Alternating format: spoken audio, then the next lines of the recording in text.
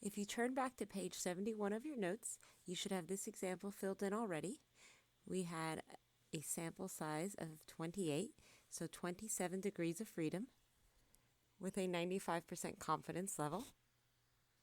With a 95% confidence level, we found our significance level to be 0.05, and since we need to split that 0.05 between two tails, we have 0.025 here and 0.025 area here.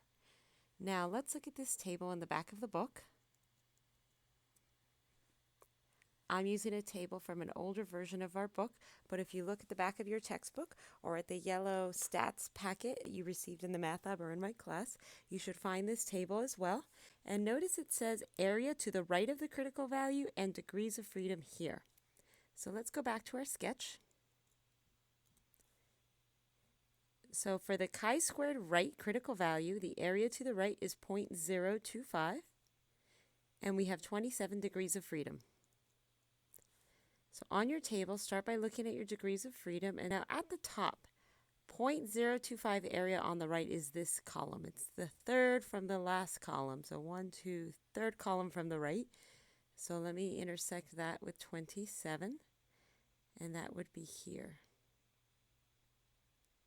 0.025, 27 degrees of freedom. We have a critical value of 43.194. There it is, 43.194, and looks like the table in the book is rounded wrong. It should be 43.195. Now let's look at the chi-squared left critical value. There's two ways you can do this. I know that my rightmost critical value is 1, 2, 3 from the right, so I could go 1, 2, 3 from the left, and then down to 27, and that gives me 14.573,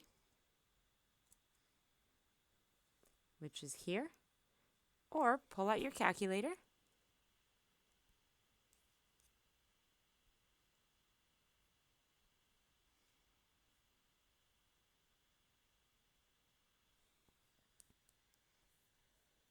Now, how much area is to the right of this critical value? Well, I know the whole area under the curve is 1, and the area to the left here is 0.025, so let's subtract that.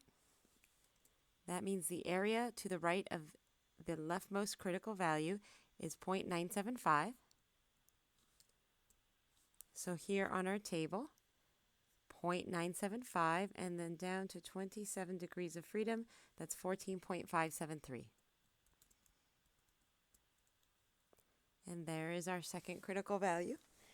Now let's do this again. Look at the top of page 72.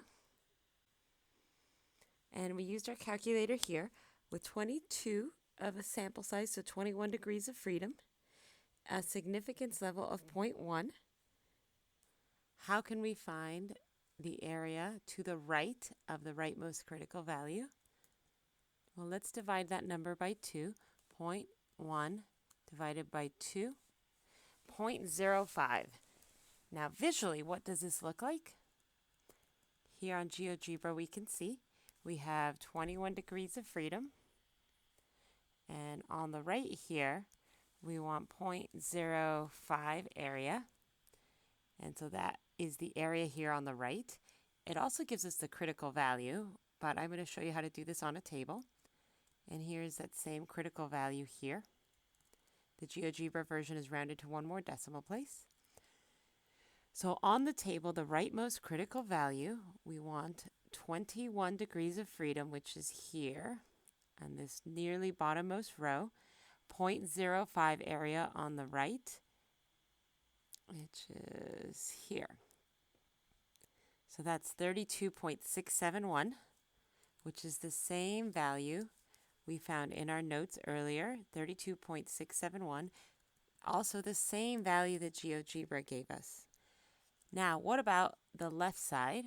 We want 0.05 area on the left, which means the area on the right is going to be 1 minus 0.05 to get 0.95. So using Geogebra, we can visualize it this way. So that's 0.95 area on the right, which means it's 0.05 area on the left. This is a critical value of 11.591.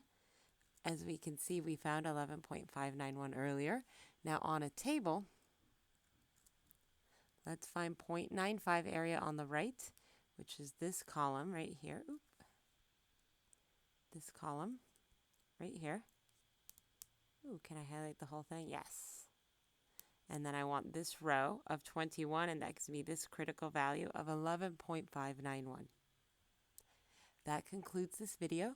You should now feel comfortable finding chi-squared critical values using both your TI calculator and a table. The table's from the back of your book or the yellow math packet. Additionally, we inadvertently showed you how to find these to get the same critical value.